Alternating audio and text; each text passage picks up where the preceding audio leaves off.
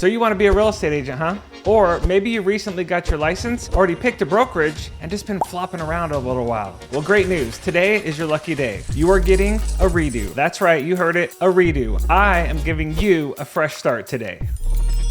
What's up everyone, Buddy Buck here. Welcome back to the channel. And I love the real estate industry, no question about it. And obviously you do too, or you wouldn't be here. My story is this. I got licensed in 2001. And then in 2009, when the whole world kind of collapsed and the real estate market tanked, I got out of the industry like many brokers did. And then in 2018, I got licensed again. One of my best friends showed me eXp Realty, and it was one of the best brokerages I'd ever seen, still is. So here we are. Buddy Buck Real Estate 2.0, second time getting licensed. I've had a lot of fun reinventing myself, and this last 12 months had the best financial success of my entire real estate career. And let me show you how I did it. The best way you can learn anything is from other people's mistakes. So stick around to the end of this video because I am gonna show you one of the single biggest financial mistakes that I ever made in my career, and I wish I knew when I was getting started. So first things first, before you get your license, assuming you don't have it already, why do you wanna become a real estate agent? Seriously, I'm asking you because you need to sit down and have a serious talk with yourself, because if you don't, when things get tough, and I'm telling you right now, they will, you're gonna become a statistic. According to the National Association of Realtors, 87% of real estate agents fail in their first 5 years.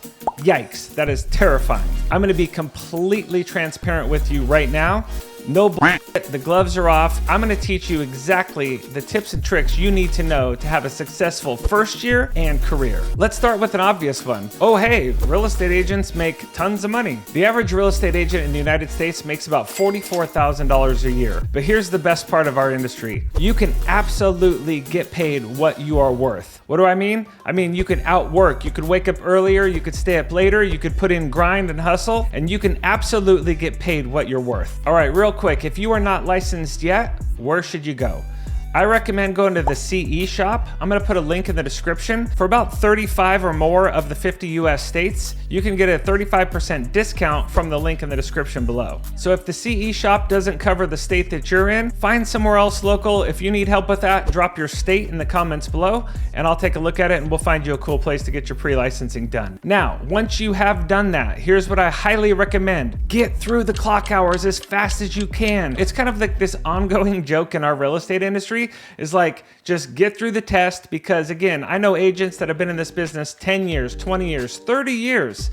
And it's like, the test is, I'm gonna say it's a joke, but I mean, just get the dang license. You are gonna learn this business in the streets. You're gonna learn through the school of hard knocks. If you have a spouse, if you have a significant other, if you have anybody that you are accountable to in your household, you need to seriously sit down with them and get on the same page. Because again, when things get tough and when you're gone, like late nights, you're gone on the weekends doing open houses, and you know, you're having family dinner or whatever the case may be, and the phone rings and you need to take that call, you need to have buy-in from your partner. Here's the funny thing. I think my wife is probably one of the best non-licensed agents in the planet, okay? And here's why. Because I'm in my office, I'm running around, we're in the car, I'm taking phone calls, and she hears these conversations over and over and over. And seriously, I think she is one of the best non-licensed agents on the planet. Dead serious, she's legit, she knows her stuff. As far as how many clock hours you need to get your license, in Washington state, I can tell you it's about 90, and it's gonna vary a little bit from state to state. Okay, congratulations. You passed your test. It is time to pick your brokerage. Now, I know most of Americans are used to interviewing for jobs, okay? This is not that. You are interviewing the brokerage, okay? I've seen agents where they're like, do the interview with the brokerage and they're like, oh my God, they wanted me. Newsflash.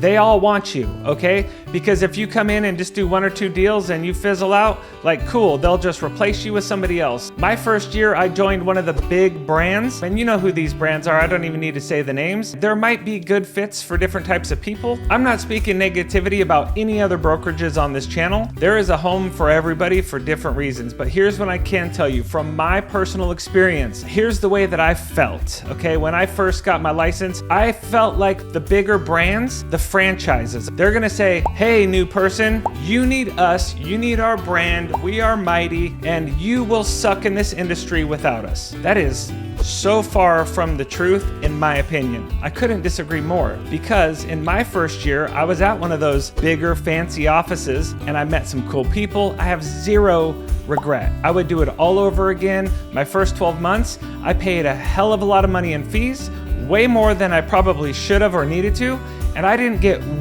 not one lead from that brokerage. Every single deal that I closed my first year was because my friends, they knew me and they trusted me, just like they will with you. And here's a couple of clips from some of my customers. Why did I choose Buddy Buck for our real estate agent? It was simply because I've known him forever and I trust him. Hi, I'm Garrett Brown. We chose to go with Buddy because we know him and he's going to do what's right, not only for us, but for the people who are buying our house. During my first full year in real estate, every single transaction that I closed came from my personal network. So at that first brokerage, and again, lots of different terminology here, but one you're gonna hear over and over if you're a newer agent is split and cap. Split is like this. So if you have a 50-50 split, which I did my first year, that means if my commission was $10,000, I got $5,000, the brokerage got $5,000. eXp Realty, we're on an 80-20 split. So in that same $10,000 commission, I would get $8,000. The brokerage, in this case eXp Realty, would get $2,000. And there's a lot of other little fees and things you need to look at, but most of the bigger brands have what's called franchise fees. So meaning in a lot of cases, they're gonna take 4 to 6% of every closing to pay the franchise fee. Okay, so when you're picking your brokerage, do your homework, make sure you know what all the fees are, and if that vibe, that feeling, that office, whatever the case may be, whether you're virtual or in person, just make sure it makes sense for you and your family. Remember this one thing about picking an office. You are the brand. All right, now you've picked your brokerage. Okay, what is next? First off, start with the end in mind. One of my favorite things to think about in business, especially real estate, and it's kind of funny because we're gonna talk about the end of your career before you even maybe sell your first home, but you gotta think about where am I going and what do I want the end of my career to look like? Do I wanna be chilling on a beach? Do I wanna be hanging out? Do I want passive income? And then at the beginning of your career, you can do the action steps right now on day one to be able to move in the correct direction. I believe you getting your real estate license, or if you've already got it, I think that is one of the single smartest things you can do for your life, for your family, because you can purchase your home, you can use your commission, roll it into your down payment. Here's one of the best tips I can give you. I suggest starting this career part-time. Couple of reasons why. Number one, money. I suggest having 3 to 6 months of your bills, including your new real estate bills, set aside in a savings account for a rainy day. If you got a client on day one and you wrote an offer and you got that in contract, you won't get paid for probably 30 to 45 days, and that's like the world's best case scenario. All right, you've heard me say this on the channel before. What you don't track, you cannot control. So I'm gonna put up a picture here of a profit and loss statement. And if you don't know what that is, that's cool, no big deal. Basically, it's gonna show all the profits, all the commissions that come in, minus all of the debts or the bills that go out for that particular business. Now, it's gonna give you a net number. So you see on this sheet here, I've got income, whether it's commission, stock, different things on mine, but the expenses, and these are actual numbers for me at eXp Realty and for some of the marketing that I do. The first ones, I put them under as basic expenses. So if you're looking at that and it says $225, you know that $225 every single month is what it costs you to keep your business afloat. Okay, that is the bare minimum in this case to keep your license active. Now below under marketing, you can see those are some of the different tools and systems that I use. So before I make $1, I have $616 in expenses every single month before I turn my first dollar. But it's so important to know that because it's, again, this isn't a wish and a hope and a prayer. Like, this is a business. You need to track it. You need to take it serious. And OPS, you can have a lot of fun doing it. Here's a pro tip. You can pay for a lot of these services for the full year if you can afford to do so and still keep your 3 to 6 month cushion. But if you pay for the full year, a lot of times you can get a very big discount if you know you're gonna stick with that company for the full 12 months. Now, if you want a blanked out version of this profit and loss statement, I created it on Google Sheets. Just drop the letters P&L in the comments below, and I'll give you a blank copy of this Google Sheet. You can file, save a copy as your own, and go ahead and track your business and become a smart business owner. Here's the second reason I suggest doing this part-time, because I hear people and they're like, I'm going full-time, baby. I'm going all in, real estate, 2 feet, quit my job, let's go. A very small percentage of the population can make that work. I'm not saying you can't do that. I'm just saying if things are getting tough and you are getting a little bit desperate and you're like, oh my God, I need a sale. I gotta have a closing. What am I gonna do? This is not a business where you're just like gonna go get paid tomorrow. And if you're feeling a little bit anxious and desperate, your clients, your prospective clients are gonna be able to smell that. They're gonna be able to feel that negative energy just oozing out of you. So listen, do it part-time, have fun, add a little side hustle, add a little side money, whatever the case is. And then once you have your business established and you can start to phase out of your job, if that's one of your goals, then jump in, all in, 2 feet, have fun, and you'll just have a nice, big sigh of relief. And the reason I'm being so transparent with you on this channel is because if you don't know the rules of the game, you cannot win. All right, next tip. You need to earn a mentor. Yes, you heard me correctly. You can't just walk up to some baller agent and be like, hey, congratulations, you're my mentor. That is not how mentorship works. You need to earn their respect. You need to earn their time. You need to do little things. I don't know what you got to do, but again, find a mentor that will give you the time of day that has the level of success that you want. And remember, if somebody's already done it, if they've been there before, you can learn from their mistakes, you can learn from their successes, and hopefully just follow in their footsteps. All right, being an entrepreneur is no joke. I've been unemployed for 22 years. No. I've been an entrepreneur for 22 years, meaning I haven't had a W-2 job since I was 25 years old. So here's what I want to tell you though. I've had a big range of success in those 2 decades, but for you, your success level might not be financial. Maybe it's related to time freedom or different things in your life. Everyone's got a different measure of success. So again, when I'm talking about sitting down in the beginning of this journey and figuring out why you're doing this, you also need to determine what does success mean to you. Here's an absolute certainty about being an entrepreneur. The work can be very easy to do, but it's also very easy not to do as well. All right, guess what time it is? Ooh, would you look at that?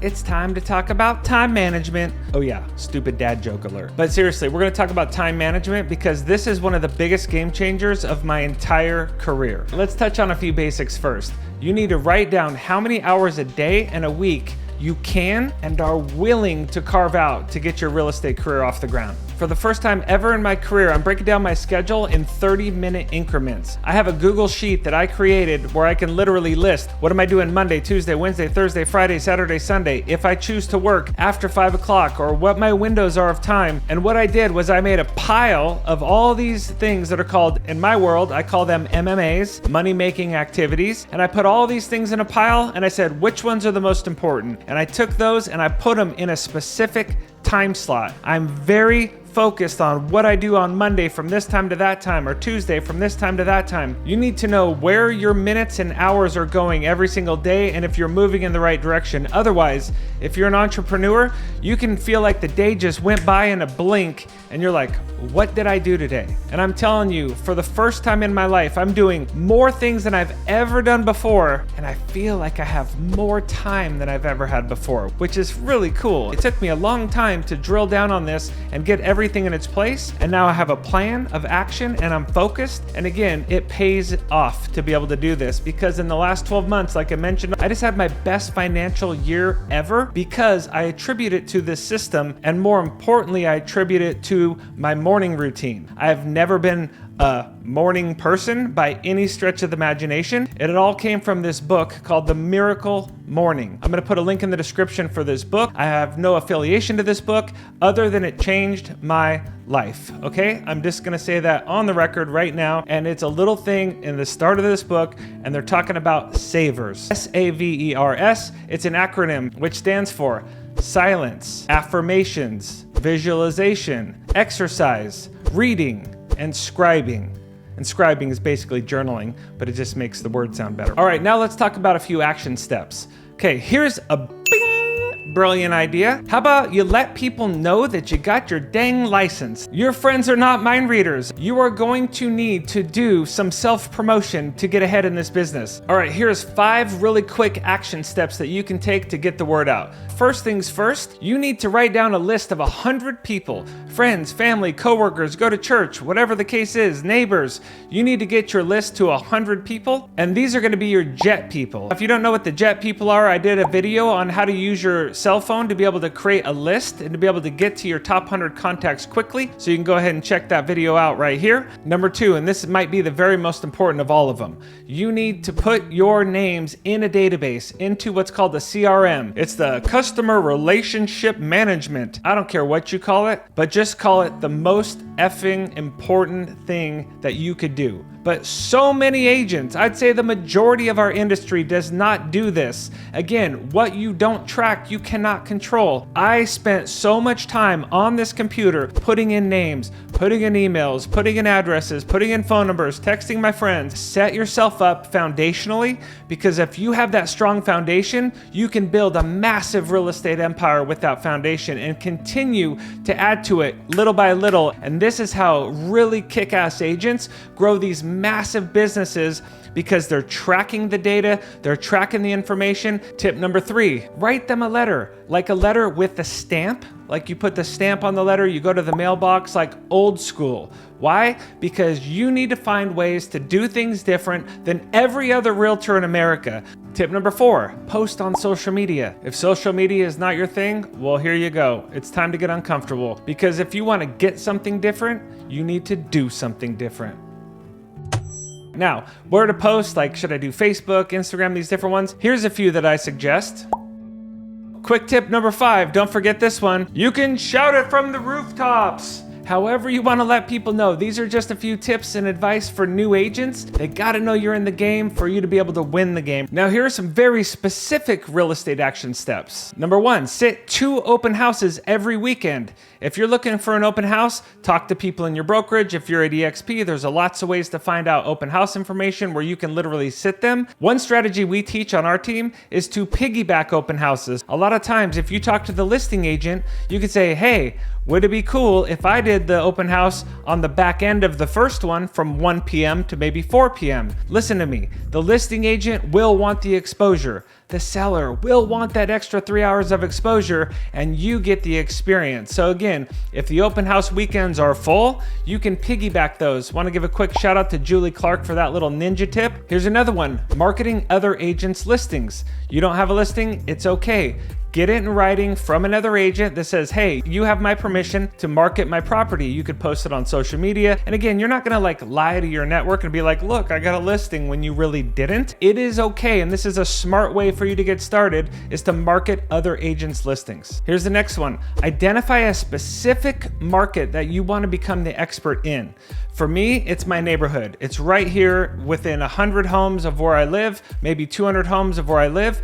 But again, identify your network. Where do you want to work? Where do you want to become the expert? Where do you want to stick a sign in the ground and become that listing agent that everybody knows and loves? And also with your local MLS, and they're all a little bit different depending on what part of the country you're in, but there's always going to be something like a hot sheet. Okay, so every morning from 9 to 9:30 on Monday to Friday, this is what I do every single day. I look at my hot sheet, which is my entire city. I'm in Duval, Washington. So I look up the information for that 30-minute window. I want to know what was sold, what went pending, what was price increased, what was price reduced. And these are going to be the things that are super important for you to know that you're seeing this every single day. All right, guys, last 3 things, and we're bringing it in for a landing. These might be the most important 3 things of all. First off the top, network, network, network. You need to get out there. You need to talk to people. Join the Chamber of Commerce. I did this just a few months ago. It's been an awesome decision. Also, go volunteer in your local community. Trust me, your city needs volunteers for something. Get out of your house, open the door, walk outside. COVID's over. Go meet some people. This is how you're going to get your name out there. Number 2, be a full service realtor. We are not discount brokers here. You are going to get paid what you're worth, and as long as you have enough value to be able to put that out there to your clients. Look, I've done this a long time, and I've had to do, you could talk to realtors that have been in this game a long time, and there is a lot of super funny stories. Some of the things that you might be doing as a full service realtor, let me break it down real quick. You might be a negotiator, a stager, a marketer, a coordinator, a chauffeur, a tour guide, a juggler, a lawnmower, a pressure washer, landscaper, and of course, don't forget this one most of all, is a psychologist. Because again, we get into these situations, we have to be a great communicator. And for some of you that are coming from the service industry into real estate, you have a huge advantage because of your people skills. All right, number 3, remember I said there was one big financial mistake, the biggest of my career? This is it right here. It is saving for taxes. My brokerage, my big fancy franchised office, nobody taught me that when I got paid and I got that $10,000 check, that I was supposed to save some of it. I'm not a CPA. I have some awesome contacts. If you need those, go ahead and send me a private message or drop a comment below. Not giving financial advice, but I will say this. Do yourself a favor, take 15 to 25% of every single check, put it in a savings account, call it your tax savings for the end of the year, and do not touch it. All right, here's my final tip for new realtors. Just stick with it. 74% of all clients would have used their realtor a second time if they stayed in touch with them and if they were in the game. A lot of people get 3 feet from gold. They're just so close to making that breakthrough and they give up. Don't let that be you. You've made the decision. You're in the right place. You're at the right time. You've got the right information. You're sitting here on this YouTube channel right now, learning, growing, stretching. You could be doing lots of other things right now. You are this close to having a breakthrough. Just stick with it. All right, thanks for tuning in on the channel today. Look, if you want a one-on-one, I'm gonna put the top link in the description to be able to book some time with me. If you wanna talk about, hey, where's your business at? Where do you want it to go? If you wanna take this video and kind of expand on it on a more personal level, let's go ahead and get on a Zoom. We'll get a little time together and see if we can level up your game. I'd be happy to do that for you guys. Remember, get your tech game up. Be genuine, be honest, be transparent, be a great person, add value, and most of all, have fun. God bless you guys. We'll see you on the next one. Thanks for tuning in. Buddy Buck. Peace.